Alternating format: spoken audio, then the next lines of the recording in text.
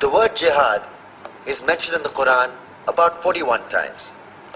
The words mercy, peace, and compassion are mentioned about 355 times. Yes, come in. Come on in, Riaz. Sit down, please.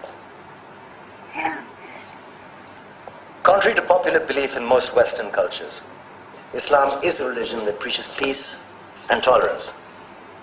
Yes, Patricia. If Islam truly is a religion that preaches peace, then how come the world's most troubled spots, the West Bank, Afghanistan, Pakistan, Iraq, they're all plagued with Islamic terrorism? Well, that depends on your definition of terrorism. Some might argue that the US invasions of countries like Iraq and Afghanistan are also acts of terrorism. No, those were acts of war to get rid of despotic regimes. Or a means of getting at a country's oil. Conspiracy theories. Well, May I? Yes, please. Go ahead, Riaz. Mr. Khan is right. I mean, if we're talking about terrorists, the world's biggest terrorists are the white superpowers. Come on now. No, really, stop and think about it.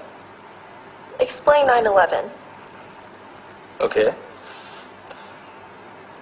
Do you know how many people died in the Twin Towers strike? Around 3,000. And do you have any idea how many people died in the bombing of Afghanistan? Take a wild guess. More than 15,000 people died.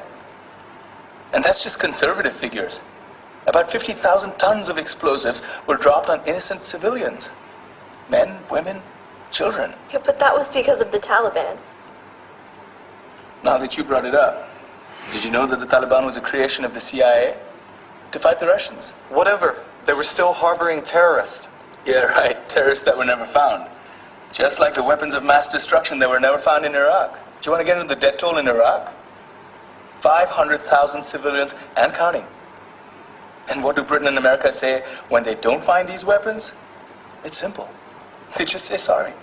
And still refuse to relinquish control of these countries. What are you trying to say? What I'm trying to say is that just because you're American, wear a fancy suit, and call yourself the president, doesn't make you any less of a terrorist.